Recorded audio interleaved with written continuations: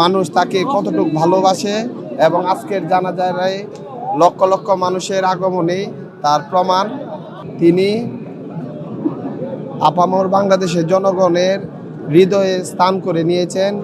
তিনি এখন ব্যক্তি কোনো দলের নেত্রী হিসাবে আমি মনে করি না। বাংলাদেশে 18 কোটি মানুষই নেত্রীর প্রতি সিম্পিতি, ভালোবাসা। তার মৃত্যুর পরে আপনারা লক্ষ্য করছেন যে তার মানুষ তাকে কতটুকু ভালোবাসে এবং আজকের জানাজায় লক্ষ লক্ষ মানুষের আগমনে তার প্রমাণ। এবং নেত্রী চলে যাওয়াতে নির্বাচনে ওই রকম ক্ষতি হবে আমি মনে করি না।